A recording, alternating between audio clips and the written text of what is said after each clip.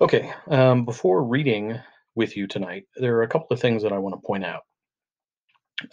And they're related to that passage from Luke 7 that deal with John the Baptist.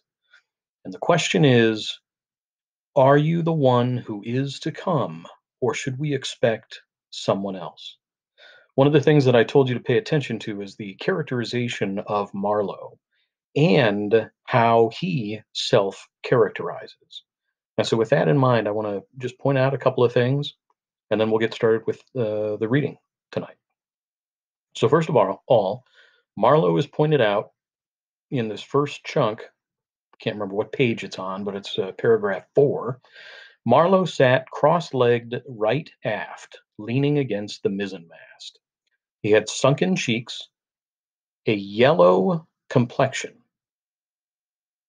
a straight back, an ascetic aspect, and with his arms dropped, the palms of hands outwards, resembled an idol. So that's first introduction of the character of Marlowe, and he gets a name. And then a little bit further on, oh, let's see here. I gotta find it. Boy, I hope I do. Yep. Mind, he began again, lifting one arm from the elbow, the palm of the hand outward, so that with his legs folded before him, he had the pose of a Buddha preaching in European clothes and without a lotus flower. So the pose of a Buddha looks like an idol. What color in the pose of a Buddha? And then a little further on, he gets his appointment. Blah blah blah blah blah. Visit to the doctor. One more thing. One thing more remained to do. Say goodbye to my excellent aunt. I found her triumphant. And he is characterized. In the course of these confidences, it became quite plain to me I had been represented to the wife of the high dignitary, and goodness knows to how many more people besides, as an exceptional and gifted creature, a piece of good fortune for the company. Are you the one who is to come, or should we expect someone else? A man you don't get hold of every day. Good heavens. And I was going to take charge of a blah, blah, blah, blah, blah. It appeared, however, I was also one of the workers with a capital, you know, a worker with a capital W, something like an emissary of light, something like a lower sort of apostle. Those similes, oh, powerful things. Okay. So that characterization of Marlowe. Then a little bit further, there we are. In the street, Marlowe's self characterization. I don't know why. A queer feeling came to me that I was an imposter. I felt like an imposter. So we get all that characterization that we've got going on. And then we get to Mephistopheles, right? Oh, I'm sorry. First, Mr. Kurtz. Tell me, pray, said I, who is this Mr. Kurtz? And he is. He's talking to paper mache Mephistopheles, brickmaker who doesn't make bricks. Who is this Mr. Kurtz? He is a prodigy. He's an emissary of pity and science and progress. Are you the one who is to come? Or should we wait for another? Is there someone else? And devil knows what else. Devil knows what else. We want for the guidance of the cause entrusted to us by Europe so to speak, higher intelligence, wide sympathies, a singleness of purpose. Boy, I'm making a mess of this. Who says that? Lots of them. Some even write that. And so he comes here. So what you've got going on here is people write to the company and they say, we want someone who is an emissary of pity and science and progress. We want someone for the guidance of the cause entrusted to us by Europe, higher intelligence, wide sympathies, a singleness of purpose. That's the kind of person we want. They write that. And then Kurtz shows up. Does that mean Kurtz is the person that they asked for? Or did he just happen to be in the right place at the right time? As you ought to know. Why ought I to know? Today, he is the chief of the best station. Next year, he'll be assistant manager. 2 years more, and oh, but I dare say, you know what he will be in 2 years' time. You are of the new gang, the gang of virtue. This is talking about Marlowe. Marlowe's being characterized here. I have my own eyes to trust. Light dawned on me. So, the same people who sent Marlowe, same people who sent him, Kurtz, especially, also recommended you. So think about that last part of the Luke 7, where Jesus and John the Baptist are having this discussion back and forth. So be thinking about that. So that brings us to part 2. One evening, as I was lying flat on the deck of my steamboat, I heard voices approaching. And there were the nephew and the uncle strolling along the bank. I laid my head on my arm again and had nearly lost myself in a doze when somebody said in my ear, as it were, I'm as harmless as a little child, but I don't like to be dictated to. Am I the manager or am I not? I was ordered to send him there. It's incredible. I became aware that the two were standing on the shore alongside the forepart of the steamboat, just below my head. I did not move. It did not occur to me to move. I was sleepy. It is unpleasant, grunted the uncle. He has asked the administration to be sent there, said the other, with the idea of showing what he could do. And I was instructed accordingly. Look at the influence that man must have. Is it not frightful? They both agreed it was frightful, and made several bizarre remarks. Make rain and fine weather. One man, the council, by the nose. Bits of absurd sentences that got the better of my drowsiness, so that I had pretty near the whole of my wits about me when the uncle said, the climate may do away with this difficulty for you. Was he alone there?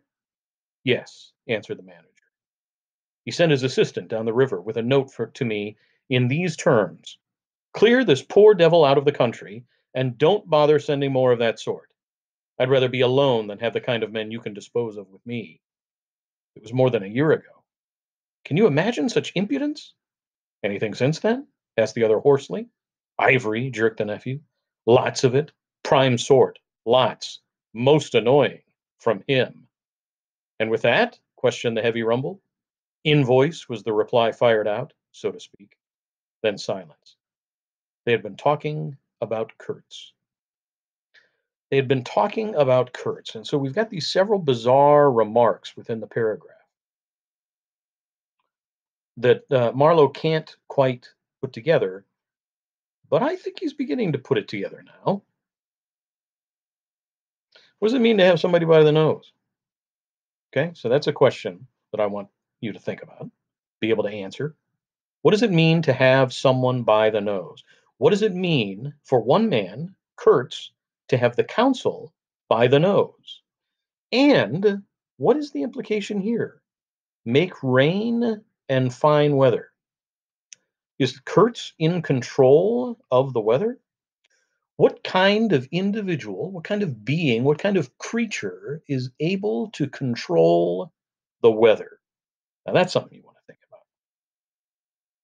I was broad awake by this time. but lying perfectly at ease. Remained still, having no inducement to change my position. How did that ivory come all this way? Growled the elder man, who seemed very vexed. The other explained that it had come with a fleet of canoes, in charge of an English half-caste clerk Kurtz had with him, that Kurtz had apparently intended to return himself, the station being by that time bare of goods and stores, but after coming 300 miles had suddenly decided to go back, which he started to do alone in a small dugout with 4 paddlers, leaving the half-caste to continue down the river with the ivory. The two fellows there seemed astounded at anybody attempting such a thing. They were at a loss for an adequate motive. As to me, I seemed to see Kurtz for the first time. So what does he see? It was a distinct glimpse. The dugout, 4 paddling savages, and the lone white man turning his back suddenly on the headquarters, on relief, on thoughts of home, perhaps, setting his face towards the depths of the wilderness, towards his empty and desolate station. So, we've got the lone white man turning his back suddenly on the headquarters. Marlowe turned his back on the station earlier in the previous section that we just read, that we read forward to today. Marlowe turned his back on something. Is that why he is able to see Kurtz? What does it mean to be seen by someone? And let's see here. Towards his empty and desolate station. So Kurtz is heading back to the place that he belongs. He does not belong at the headquarters. He belongs back at his empty and desolate station. Does he know his place? I did not know the motive. Perhaps he was just simply a fine fellow who stuck to his work for its own sake. His name, you understand, had not been pronounced once. He was that man.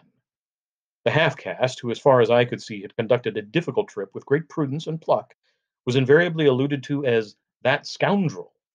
The scoundrel had reported that the man had been very ill, had recovered imperfectly.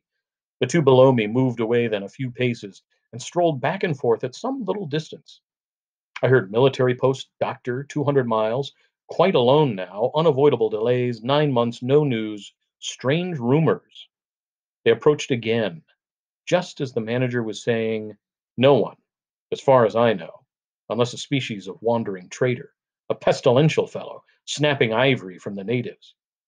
Who was it that they were talking about now? I gathered in snatches that this was some man supposed to be in Kurtz's district, and of whom the manager did not approve. He will not be free. We will not be free from unfair competition till one of these fellows is hanged for an example, he said. Certainly, grunted the other. Get him hanged. Why not? Anything. Anything can be done in this country. That's what I say. Nobody here, you understand, here can endanger your position. And why? You stand the climate. You outlast them all. The danger is in Europe. But there, before I left, I took care to. They moved off and whispered. Then their voices rose again. The extraordinary series of delays is not my fault. I did my best, the fat man sighed. Very sad. And the pestiferous absurdity of his talk, continued the other. He bothered me enough when he was here. Each station should be like a beacon on the road towards better things, a center for trade, of course, but also for humanizing, improving, instructing. Conceive you, that ass. And he wants to be manager? No, it's.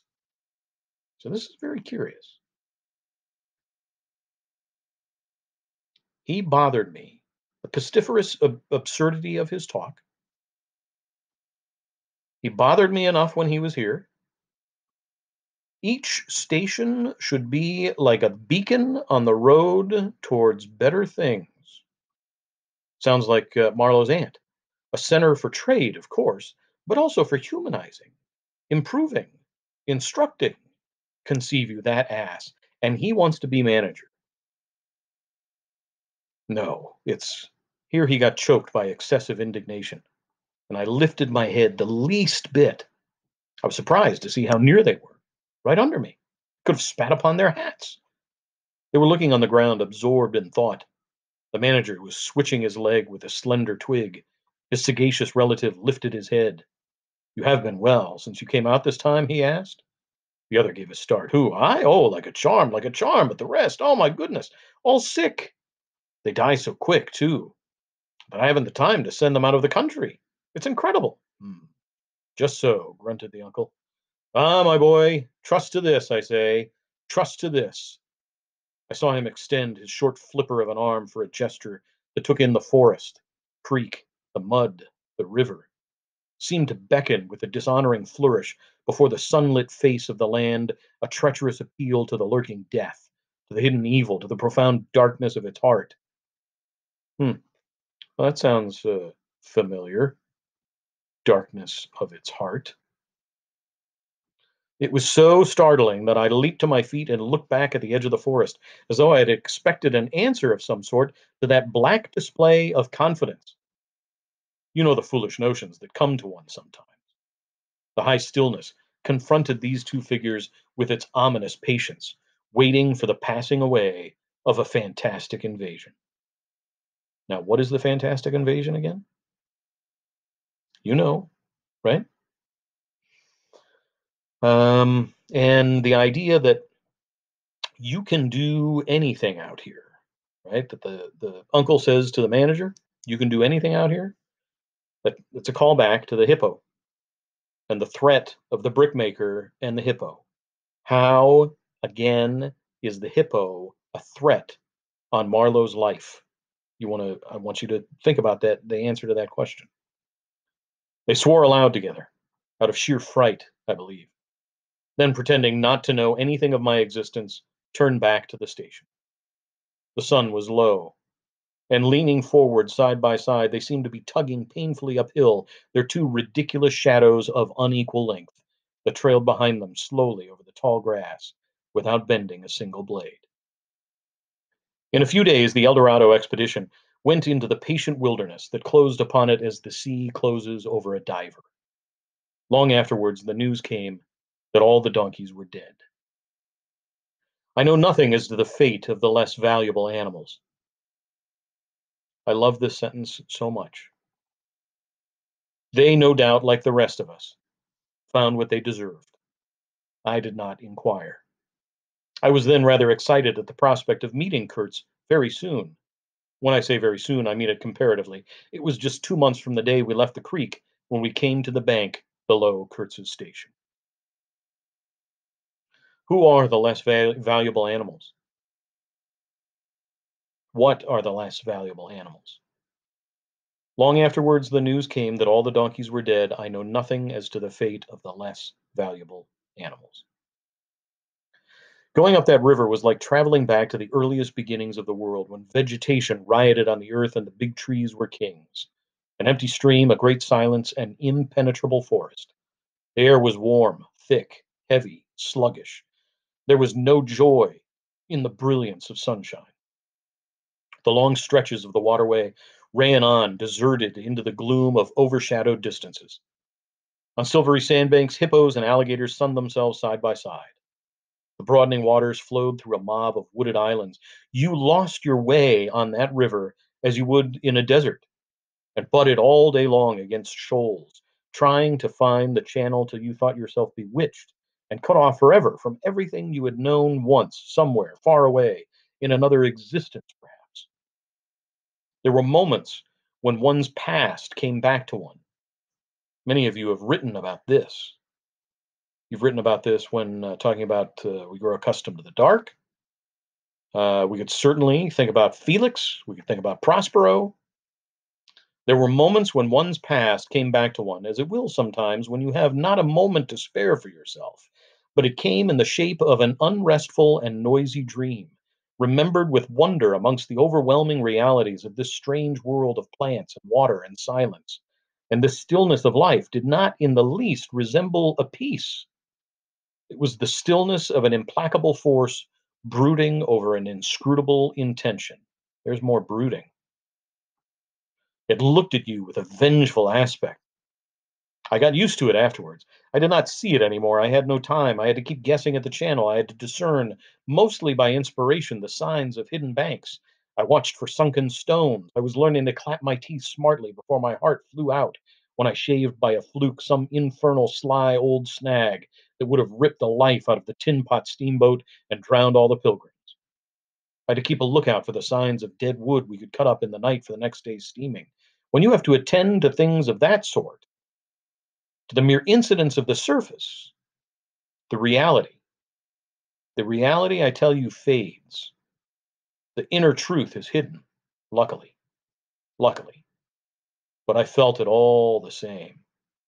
I felt often its mysterious stillness watching me at my monkey tricks, just as it watches you fellows performing on your respective tightropes. What is it? Half a crown a tumble? It's watching him at his monkey tricks. Another question. What are monkey tricks? What are your monkey tricks? What are the things that you do just to get by? How do we get by? What is Marlowe telling us we have to do in order to get by, to avoid these moments where one's past comes back to one? You don't want to have those thoughts. You don't want to be thinking about that. So, what do you have to do? What do you do under those circumstances? You focus on the things that you have to focus on. When you have to attend to things of that sort, many of you have tuned out. Many of your peers have tuned out. If you're watching this, chances are you have not tuned out. Many of your peers have tuned out. They're stuck here. They're not doing the things that they've got to do in order to be able to survive to the next day. There are things that we have to do in order to be able to hang on. Just hang on. I felt often its mysterious stillness watching me at my monkey tricks, just as it watches you fellows performing on your respective tightropes. For what is it? Half a crown a tumble? Ah, try to be civil, Marlowe, growled a voice. And I knew there was at least one listener awake besides myself. I beg your pardon. I forgot the heartache, which makes up the rest of the price. And indeed, what does the price matter if the trick be well done? You do your tricks very well. And I didn't do badly either, since I managed not to sink that steamboat on my first trip. What are the things that we do where we sacrifice a little bit of our soul in order to just get by, to be able to do the next thing that we have to do? That's the heartache. There is heartache. It's a wonder to me yet. Imagine a blindfolded man set to drive a van over a bad road. I sweated and shivered over that business considerably, I can tell you. After all, for a seaman, to scrape the bottom of the thing that's supposed to float all the time under his care is the unpardonable sin. So now we know why the river pilot is trustworthiness personified. And what is Marlowe's job? He is trustworthiness personified. And earlier, what did he say about lying? Don't forget what he said about lying the last time we read. I'm going to have to find that. Um,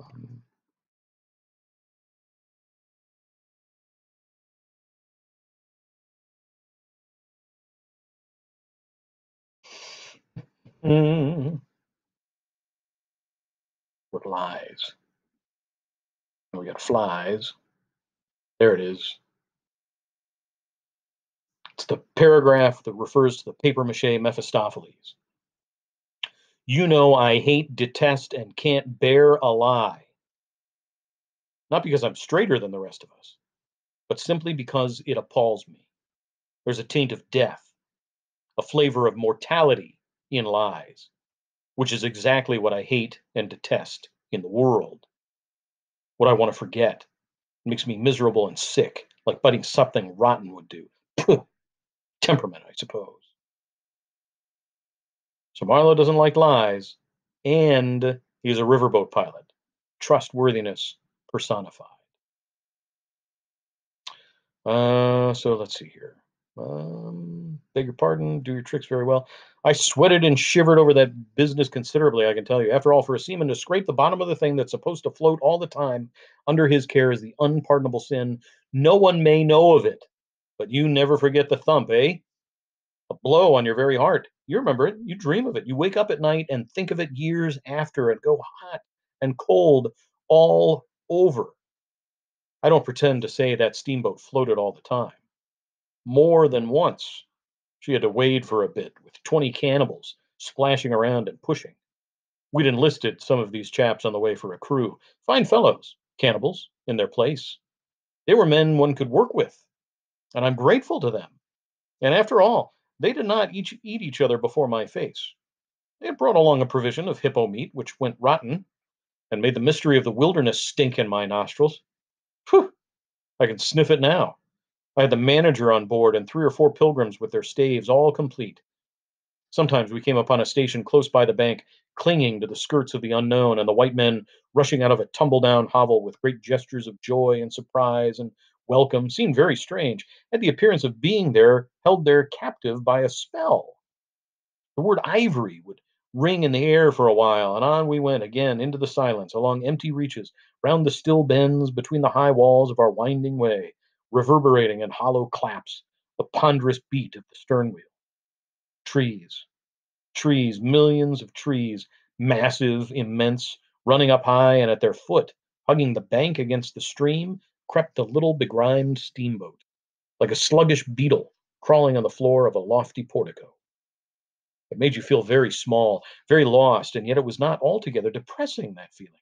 After all, if you were small, the grimy beetle crawled on, which was just what you wanted it to do. Where the pilgrims imagined it crawled to, I don't know. To some place where they expected to get something, I bet. For me, it crawled toward Kurtz, exclusively. But when the steam pipes started leaking, we crawled very slow. The reaches opened before us and closed behind, as if the forest had stepped leisurely across the water to bar the way for our return. Well, that's creepy.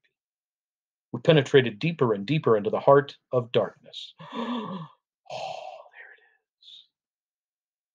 Too bad I can't draw a little heart. I could, but I'm not very good with a stylus. It was very quiet there. At night, sometimes, the roll of drums behind the curtain of trees would run up the river and remain sustained faintly, as if hovering in the air high over our heads till the first break of day. Whether it meant war, peace, or prayer, we could not tell. The dawns were heralded by the descent of a chill stillness. The woodcutters slept, their fires burned low, the snapping of a twig would make you start. We were wanderers on a prehistoric earth, on an earth that wore the aspect of an unknown planet.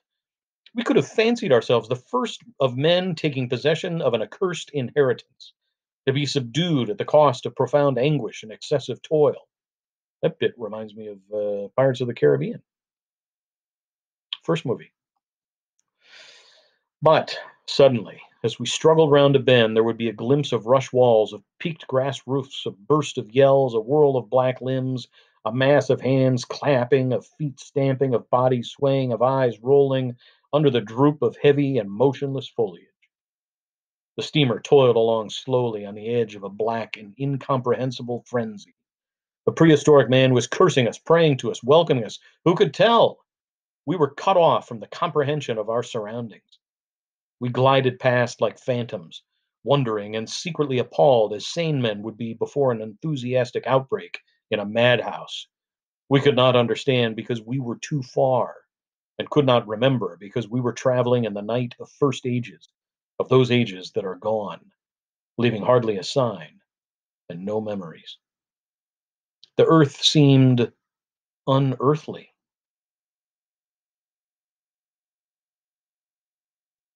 We were accustomed to look upon the shackled form of a conquered monster. That's like King Kong or Tyrannosaurus Rex or Velociraptor. But there you could look at a thing monstrous and free. It was unearthly. And the men were, no, they were not inhuman. Well, that was the worst of it. This suspicion of their not being inhuman. It would come slowly to one. They howled and leaped and spun and made horrid faces. But what thrilled you was just the thought of their humanity, like the prisoner who sidesteps the puddle in a hanging, like yours. The thought of your remote kinship with this wild and passionate uproar. Ugly, yes, it was ugly enough. But if you were man enough,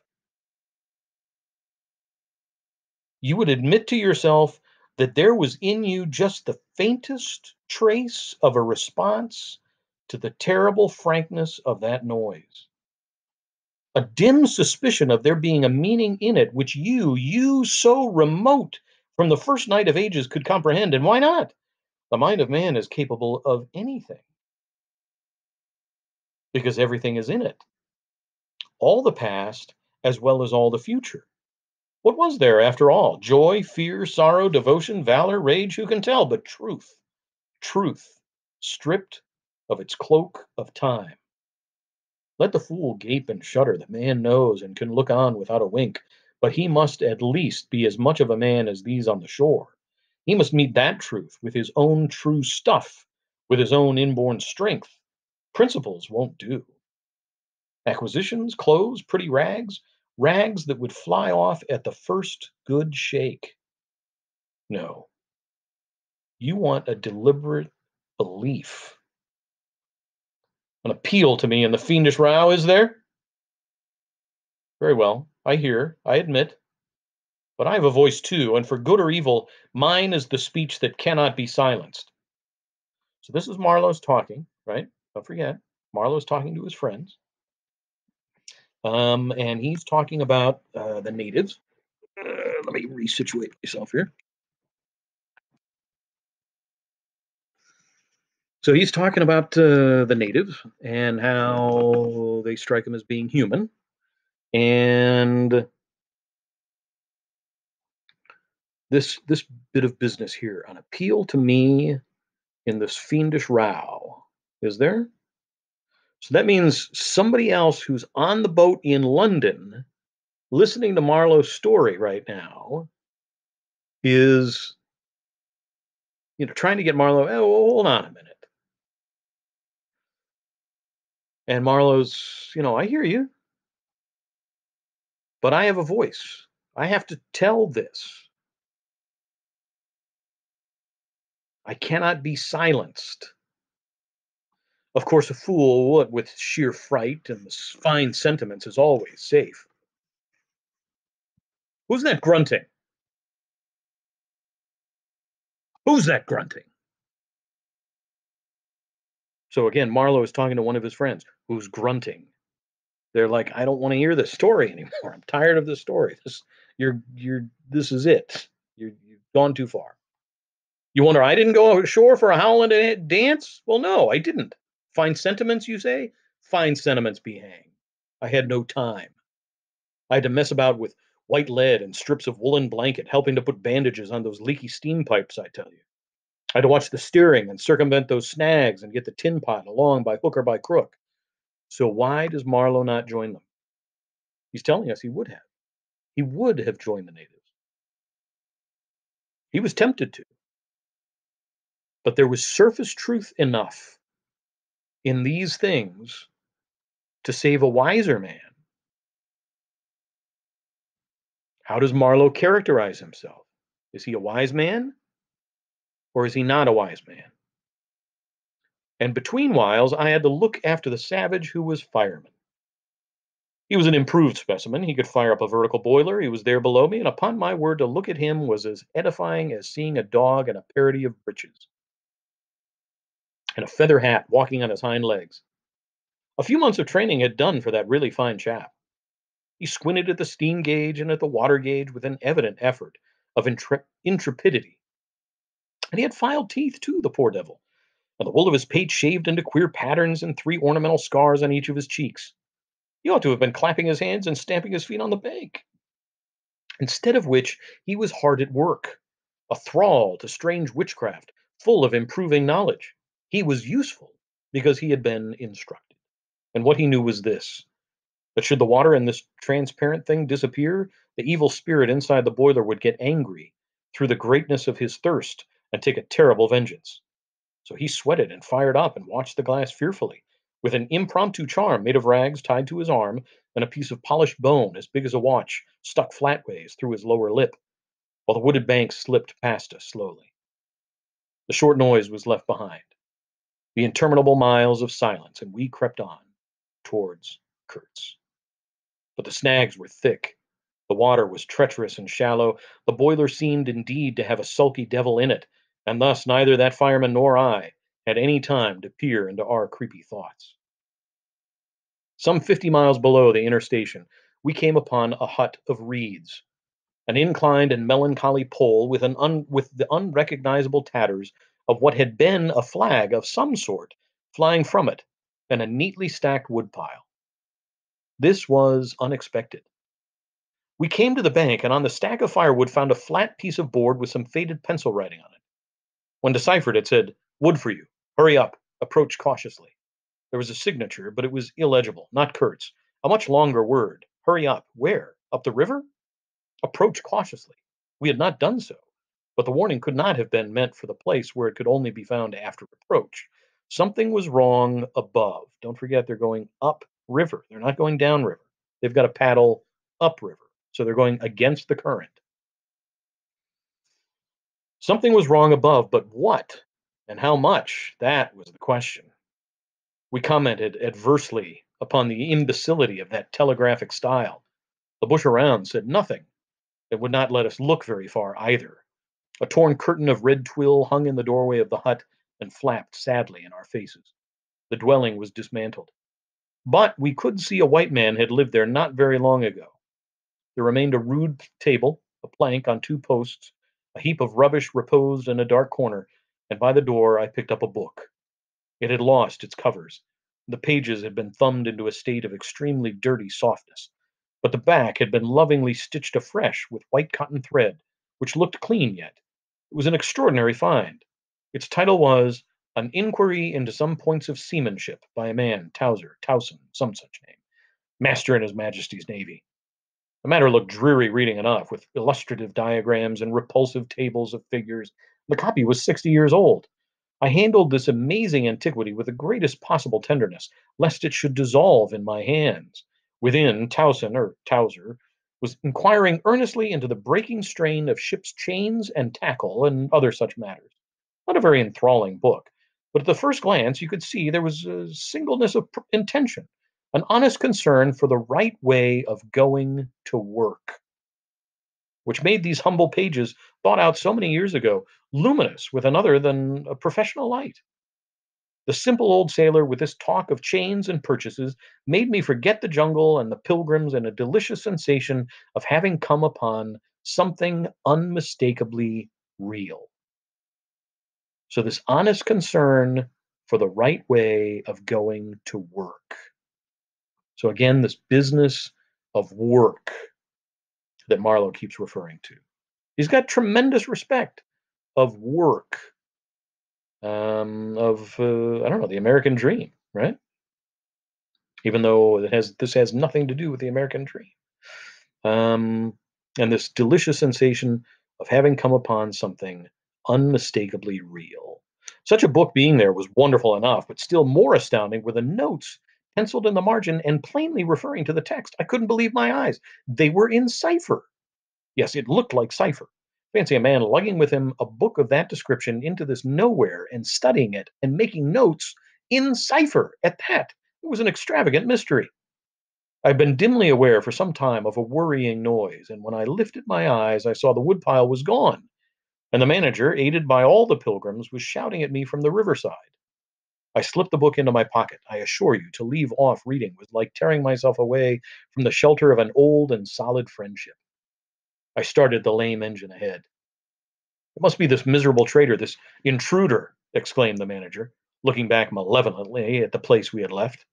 "He must be English," I said. "It will not save him from getting into trouble if he's not careful," muttered the manager darkly.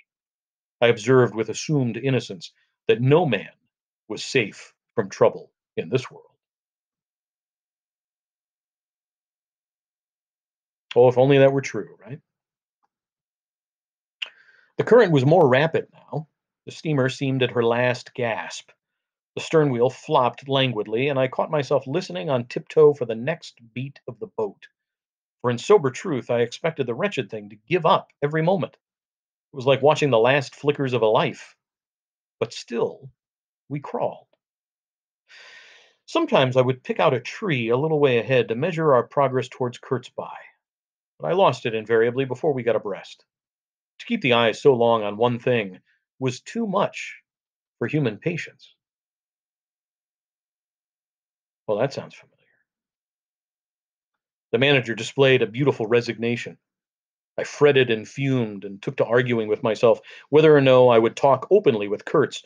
But before I could come to any conclusion, it occurred to me that my speech or my silence, indeed any action of mine, would be a mere futility. What did it matter what anyone knew or ignored? What did it matter who was manager? One gets sometimes such a flash of insight. The essentials of this affair lay deep under the surface, beyond my reach, and beyond my power of meddling. So, to keep the eyes so long on one thing was too much for human patience. Now, once upon a time, before cell phones, before minivans with TVs and CD players in them, one had to ride in the back seat of the car and just count mile markers, and pay attention to the landscape. And so, if you went on a long, long drive and you had no entertainment, you would find yourself doing exactly the kind of thing that Marlowe does. Sometimes I would pick out a tree a little way ahead to measure our progress towards Kurt's Bay, but I lost it invariably before we got abreast. Maybe you count. Maybe you play the color game or the number game or the letter game and whatnot, and you forget where you were. You just forget where you were because you don't have the patience for that. It's too much. Or I don't know. You might think of getting out of lockdown, coronavirus quarantine. To keep the eyes so long on one thing was too much for human patience.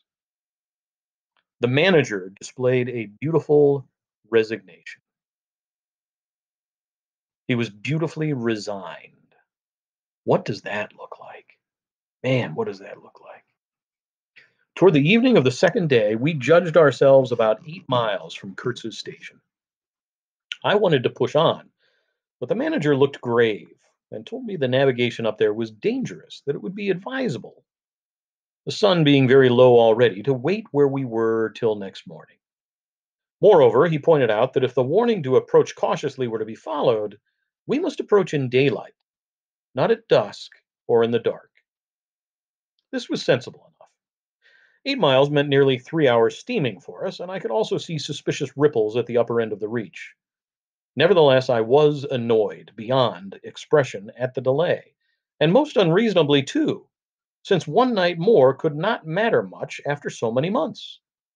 As we had plenty of wood, and caution was the word, I brought up in the middle of the stream. The reach was narrow, straight, with high sides like a railway cutting. The dusk came gliding into it long before the sun had set. The current ran smooth and swift, but a dumb immobility sat on the banks. The living trees, lashed together by the creepers and every living bush of the undergrowth, might have been changed into stone, even to the slenderest twig, to the lightest leaf. It was not sleep, it seemed unnatural, like a state of trance. Not the faintest sound of any kind could be heard. You looked on amazed and began to suspect yourself of being deaf. Then the night came suddenly and struck you blind as well. About 3 in the morning, some large fish leaped, and a loud splash made me jump as though a gun had been fired. When the sun rose, there was a white fog, very warm and clammy, and more blinding than the night. It did not shift or drive, it was just there, standing all round you like something solid. At 8 or 9, perhaps, it lifted as a shutter lifts. We had a glimpse of the towering multitude of trees, of the immense matted jungle with a blazing little ball of the sun hanging over it, all perfectly still. And then the white shutter came down again, smoothly, as if sliding in greased grooves. I ordered the chain, which we had begun to heave in, to be paid out again, before it started running out with a muffled rattle, a cry, a very loud cry, as of infinite desolation, soared slowly in the opaque air. So this cry suddenly happened. It ceased. A complaining clamor, modulated in savage discords, filled our ears.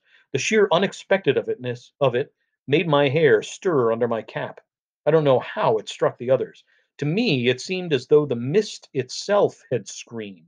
So suddenly and apparently from all sides at once did this tumultuous and mournful uproar arise. It culminated in a hurried outbreak of almost intolerably excessive shrieking, which stopped short, leaving us stiffened in a variety of silly attitudes, and obstinately listening to the nearly as appalling and excessive silence.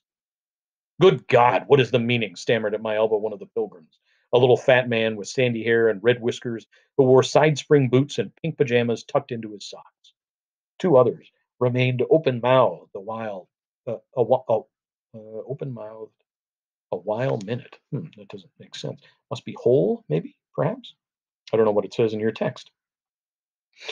Then dashed into the little cabin to rush out incontinently and stand darting scared glances with Winchesters at ready in their hands. What we could see was just the steamer we were on, her outlines blurred as though she had been on the point of dissolving, and a misty strip of water perhaps 2 feet broad around her. That was all. The rest of the world was nowhere as far as our eyes and ears were concerned. Just nowhere. Gone, disappeared, swept off without leaving a whisper or a shadow behind. We grow accustomed to the dark. I went forward and ordered the chain to be hauled in short so as to be ready to trip the anchor and move the steamboat at once if necessary. "Will they attack?" whispered an awed voice.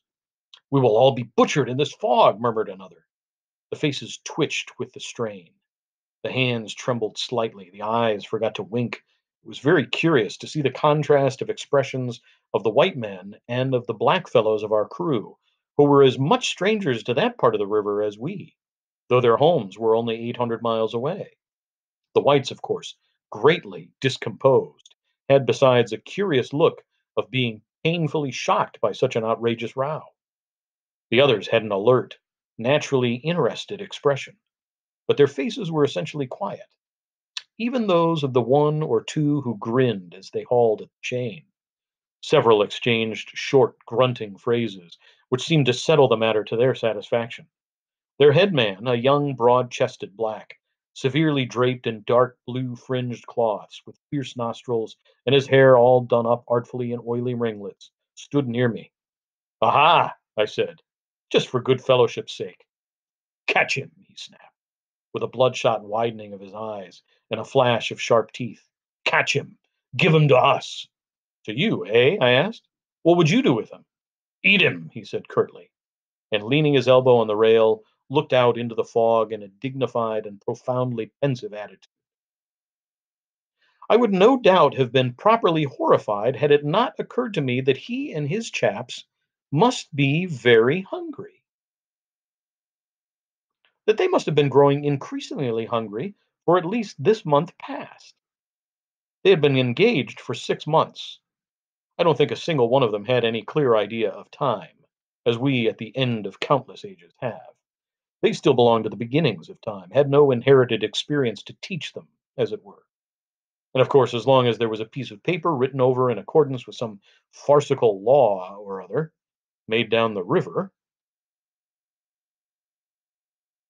it didn't enter anybody's head to trouble how they would live. Certainly, they had brought with them some rotten hippo meat, which couldn't have lasted very long anyway, even if the pilgrims hadn't, in the midst of a shocking hullabaloo, thrown a considerable quantity of it overboard. It looked like a high handed proceeding, but it was really a case of legitimate self defense. You can't breathe dead hippo, waking, sleeping, eating, and at the same time keep your precarious grip on existence. How can you stay sane? Besides that, they had given them every week 3 pieces of brass wire, each about 9 inches long, and the theory was they were to buy their provisions with that currency in riverside villages. Well, you can see how that worked.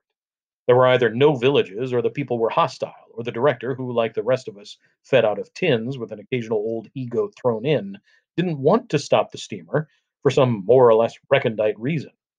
So, unless they swallowed the wire itself, or made loops of it to snare the fishes with, I don't see what good their extravagant salary could be to them. So, again, here's one of those moments where, you know, is he speaking ironically? I suspect he is, because it's not extravagant. I must say it was paid with a regularity worthy of a large and honorable trading company. Again, was that irony? For the rest, the only thing to eat, though it didn't look eatable in the least, I saw in their possession was a few lumps of some stuff like half cooked dough of a dirty lavender color they kept wrapped in leaves and now and then swallowed a piece of, but so small that it seemed done more for the looks of the thing than for any serious purpose of sustenance. Why, in the name of all the gnawing devils of hunger, they didn't go for us? They were 30 to 5 and have a good tuck in for once. Amazes me now when I think of it. They were big, powerful men with not much capacity to weigh the consequences, with courage, with strength, even yet, though their skins were no longer glossy and their muscles no longer hard. And I saw that something restraining, one of those human secrets that baffle probability, had come into play here. I looked at them with a swift quickening of interest, not because it occurred to me I might be eaten by them before very long, though I own to you that just then I perceived in a new light, as it were, how unwholesome the pilgrims looked. And I hoped, yes, I positively hoped, that my aspect was not so, what shall I say, so unappetizing? A touch of fantastic vanity, which fitted well with the dream sensation that pervaded all my days at the time. So, what's Marlowe worried about here? What is he afraid of? He's afraid of his looks, that he doesn't look what? Okay, so keep that in mind. Perhaps I had a little fever too. Oh no, you better go get yourself checked out for corona. One can't live with one's finger everlastingly on one's pulse. I had often a little fever, or a little touch of other things, the playful paw strokes of the wilderness, the preliminary trifling before the more serious onslaught, which came in due course. Yes, I looked at them as you would on any human being. Who's them? With a curiosity of their impulses, motives, capacities, weaknesses, when brought to the test of an inexorable physical necessity. You need to eat. Restraint. What possible restraint? Was it superstition, disgust, patience, fear, or some kind of primitive honor? No fear can stand up to hunger. No patience can wear it out. Disgust simply does not exist where hunger is. And as to superstition, beliefs, and what you may call principles, they are less than chaff in a breeze. Don't you know the devilry of lingering starvation, its exasperating torment, its black thoughts, its somber and brooding ferocity? Well, I do.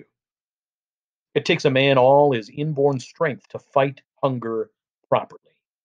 It's really easier to face bereavement, dishonor, and the perdition of one's soul than this kind of prolonged hunger. Sad, but true. And these chaps, too, had no earthly reason for any kind of scruple. Restraint! I would just as soon have expected restraint from a hyena prowling amongst the corpses of a battlefield. But there was the fact facing me.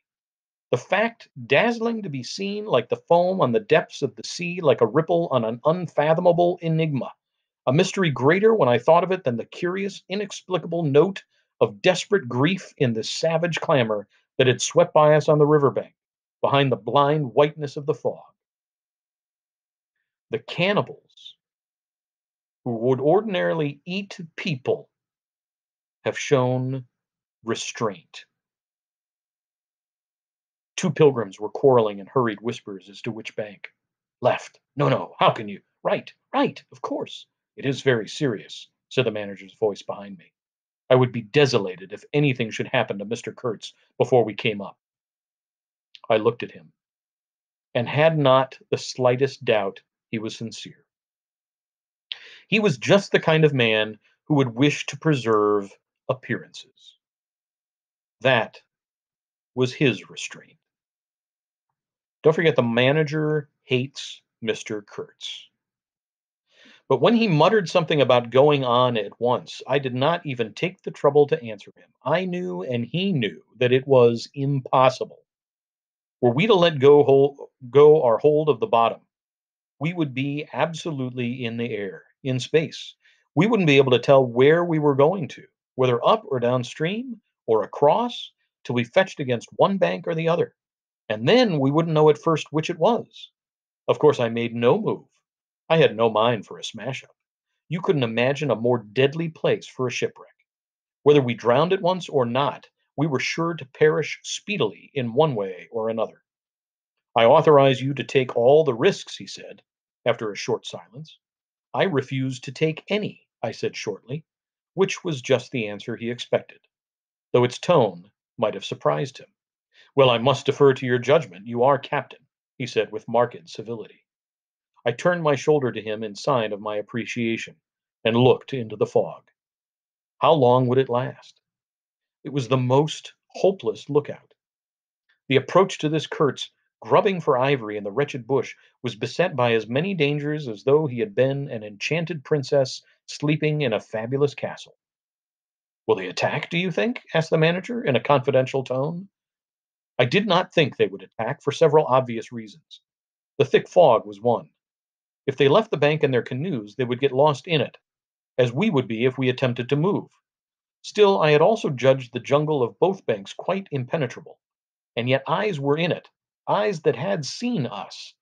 The riverside bushes were certainly very thick, but the undergrowth behind was evidently penetrable.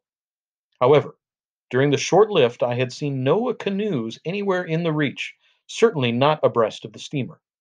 But what made the idea of attack inconceivable to me was the nature of the noise, of the cries we had heard. They had not the fierce character boding immediate hostile intention. Unexpected, wild, and violent as they had been, they had given me an irresistible impression of sorrow.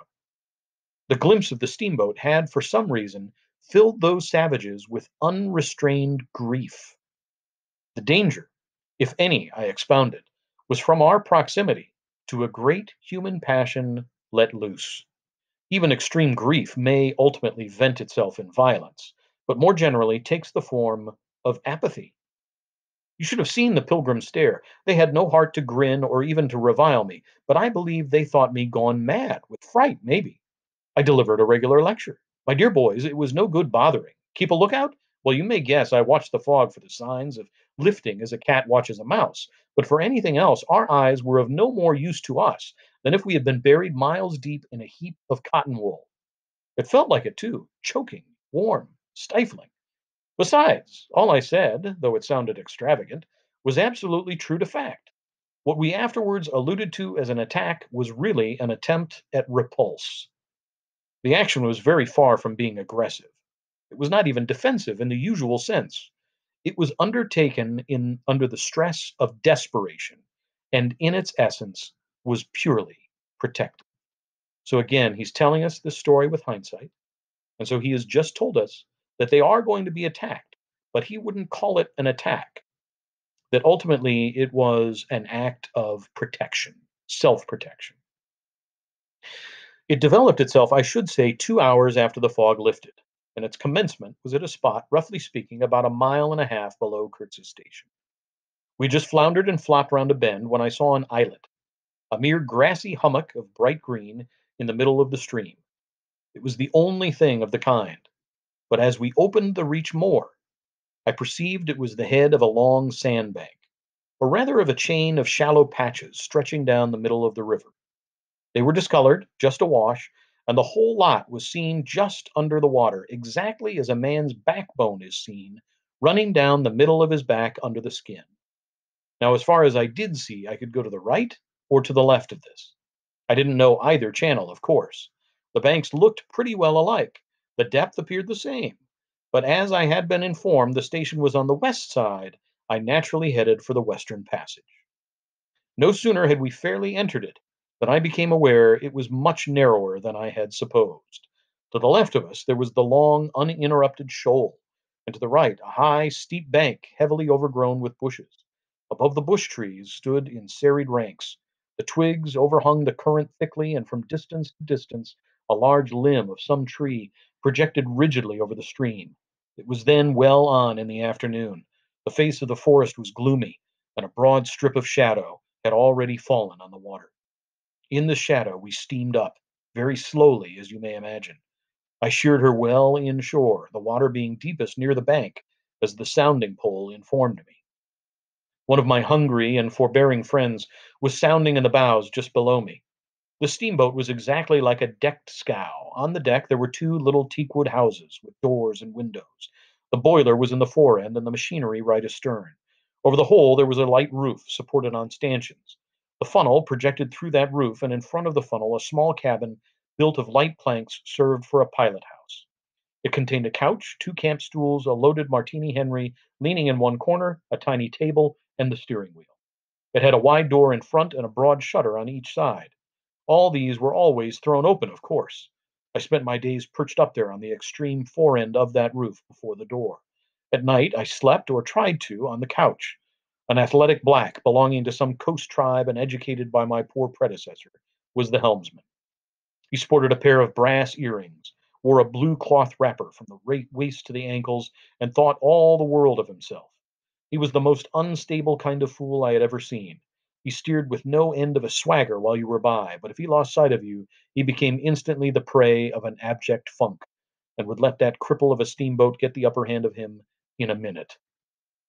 I was looking down at the sounding pole and feeling much annoyed to see at each try a little more of it stick out of that river, when I saw my poleman give up on the business suddenly and stretch himself flat on the deck, without even taking the trouble to haul his pole in. He kept hold on it, though, and it trailed on the water. At the same time, the fireman, whom I could also see below me, sat down abruptly before his furnace and ducked his head. I was amazed. Then I had to look at the river mighty quick, because there was a snag in the fairway. Sticks, little sticks, were flying about, thick. They were whizzing before my nose, dropping below me, striking behind me against my pilot house. All this time, the river, the shore, the woods were very quiet, perfectly quiet. I could only hear the heavy splashing thump of the stern wheel and the patter of these things. We cleared the snag clumsily. Arrows, by Jove! We were being shot at! I stepped in quickly to close the shutter on the land side. That fool helmsman, his hands on the spokes, was lifting his knees high, stamping his feet, champing his mouth like a reined in horse. Confound him! And we were staggering within 10 feet of the bank. I had to lean right out to swing the heavy shutter, and I saw a face amongst the leaves on the level with my own, looking at me with very fierce and steady. And then suddenly, as though a veil had been removed from my eyes, I made out, deep in the tangled gloom, naked breasts, arms, legs, glaring eyes. The bush was swarming with human limbs in movement, glistening of bronze color. The twigs shook, swayed, rustled. The arrows flew out of them, and then the shutter came to. Steer her straight, I said to the helmsman. He held his head rigid, face forward, but his eyes rolled. He kept on lifting and setting down his feet gently. His mouth foamed a little. Keep quiet, I said in a fury. I might just as well have ordered a tree not to sway in the wind.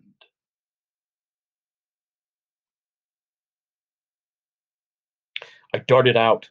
Below me there was a great scuffle of feet on the iron deck, confused exclamations, a voice screamed, "Can you turn back?" I caught sight of a V-shaped ripple on the water ahead. What? Another snag? A fusillade burst out under my feet. The pilgrims had opened with their Winchesters and were simply squirting lead into that bush. A deuce of a lot of smoke came up and drove slowly forward. I swore at it. Now I couldn't see the ripple or the snag either. I stood in the doorway peering, and the arrows came in swarms. They might have been poisoned, but they looked as though they couldn't kill a cat. The bush began to howl. Our woodcutters raised a warlike whoop. The report of a rifle just at my back deafened me. I glanced over my shoulder, and the pilot house was yet full of noise and smoke, and I made a dash at the wheel. The fool Negro had dropped everything to throw the shutter open and let off that Martini Henry. He stood before the wide opening, glaring, and I yelled at him to come back while I straightened the sudden twist out of that steamboat. There was no room to turn, even if I had wanted to. The snag was somewhere very near ahead in that confounded smoke, and there was no time to lose. So I just crowded her into the bank, right into the bank where I knew the water was. We tore slowly along the overhanging bushes in a whirl of broken twigs and flying leaves. The fusillade below stopped short, as I had foreseen it would when the squirts got empty. I threw my head back to a glinting whiz that traversed the pilot house, in at one shutter hole and out at the other. Looking past that mad helmsman who was shaking the empty rifle and yelling at the shore, I saw vague forms of men, running, bent double, leaping, gliding, distinct, incomplete, evanescent. Something big appeared in the air before the shutter. The rifle went overboard, and the man stepped back swiftly, looked at me over his shoulder in an extraordinary, profound, familiar manner, and fell upon my feet. The side of his head hit the wheel twice, and the end of what appeared a long cane clattered round and knocked over a little camp stool. It looked as though, after wrenching that thing from somebody ashore, he had lost his balance in the effort. The thin smoke had blown away, we were clear of the snag, and looking ahead, I could see that in another 100 yards or so, I would be free to sheer off, away from the bank. But my feet felt so very warm and wet that I had to look down. The man had rolled on his back and stared straight up at me. Both his hands clutched that cane. It was the shaft of a spear that, either thrown or lunged through the opening, had caught him in the side, just below the ribs. The blade had gone in, out of sight, after making a frightful gash. My shoes were full. A pool of blood lay very still, gleaming dark red under the wheel. His eyes shone with an amazing luster. The fusillade burst out again. He looked at me anxiously, gripping the spear like something precious, with an air of being afraid I would try to take it away from him. I had to make an effort to free my eyes from his gaze and attend to the steering. With one hand, I felt above my head for the line of the steam whistle and jerked out screech after screech, hurriedly. The tumult of angry and warlike yells was checked instantly, and then from the depths of the woods went out such a tremulous and prolonged wail of mournful fear and utter despair as may be imagined to follow the flight of the last hope from the earth. There was a great commotion in the bush. The shower of arrows stopped. A few dropping shots rang out sharply, then silence, in which the languid beat of the stern wheel came plainly to my ears. I put the helm hard a starboard at the moment when the pilgrim in pink pajamas, very hot and agitated, appeared in the doorway. "The manager sends me," he began in an official tone, and stopped short. "Good God!" he said, glaring at the wounded man. We two whites stood over him, and his lustrous and inquiring glance enveloped us both. I declare it looked as though he would presently put to us some questions in an understandable language, but he died without uttering a sound, without moving a limb, without twitching a muscle. Only in the very last moment, as though in response to some sign we could not see, to some whisper we could not hear, he frowned heavily, and that frown gave to his black death mask an inconceivably somber, brooding, and menacing expression. The luster of inquiring glance faded swiftly into vacant glassiness. "Can you steer?" I asked the agent eagerly. He looked very dubious, but I made a grab at his arm, and he understood at once I meant him to steer whether or no. To tell you the truth, I was morbidly anxious to change my shoes and socks. "He is dead," murmured the fellow, immensely impressed. "No doubt about it," said I, tugging like mad at the shoelaces. "And by the way, I suppose Mr. Kurtz is dead as well by this time." For the moment, that was the dominant thought. There was a sense of extreme disappointment, as though I had found out I had been striving after something altogether without a substance. I couldn't have been more disgusted if I had traveled all this way for the sole purpose of talking with Mr. Kurtz. Talking with. I flung one shoe overboard and became aware that that was exactly what I had been looking forward to. A talk with Mr. Kurtz. I made the strange discovery that I had never imagined him as doing, you know, but as discoursing. I didn't say to myself, "Now I will never see him," or "Now I will never shake him by the hand," but "Now I will never hear him." The man presented himself as a voice. Not, of course, that I did not connect him with some sort of action. Hadn't I been told in all the tones of jealousy and admiration that he had collected, bartered, swindled, or stolen more ivory than all the other agents together? That was not the point. The point was in his being a gifted creature, and that of all his gifts, the one that stood out preeminently, that carried with it a sense of real presence, was his ability to talk, his words, the gift of expression, the bewildering, the illuminating, the most exalted, and the most contemptible, the pulsating stream of light, or the deceitful flow from the heart of an impenetrable darkness. Oh, there it is again. Now, Mr. Kurtz, infamous for talking, what has Marlowe been doing all this time? What has Marlowe been doing all this time? The other shoe went flying onto the devil god of that river. I thought, by Jove, it's all over. We were too late. He has vanished. The gift has vanished by means of some spear, arrow, or club. I will never hear that chap speak after all. And my sorrow had a startling extravagance of emotion, even such as I had noticed in the howling sorrow of these savages in the bush. I couldn't have felt more of lonely desolation somehow had I been robbed of a belief or had missed my destiny in life. Why do you sigh in this beastly way, somebody? Absurd? Well, absurd. Good Lord, mustn't a man ever? Here, give me some tobacco. So again, notice the structure of that paragraph, the em dashes, the ellipses, the rhetorical question, that's directed to who? Who's he talking to? Who is Marlowe talking to? There was a pause of profound stillness. Then a match flared, and Marlowe's lean face appeared, worn, hollow, with downward folds and dropped eyelids, with an aspect of concentrated attention. And as he took vigorous draws at his pipe, it seemed to retreat and advance out of the night in the regular flicker of tiny flame. The match went out. And that's where I'll have you stop for now. But I want to point out again Marlowe's lean face, worn and hollow, just like the papier mache Mephistopheles, or the hollowness that was referred to in Shooting an Elephant.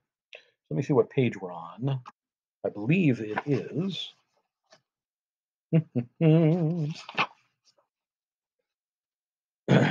Let's see, 38, 48, 50. We are on page 58, right before the last paragraph. So we read from 38 to 58. Is that right? Yes. 38 to 58, right before the last paragraph. So that's where we're stopping. So yeah, make note of questions. What are the things that have come up now? You may have new questions now that we're further along about some of the ideas that I've shared with you and some of the other questions. So that's key, is your ability to ask questions about what it is that you're reading.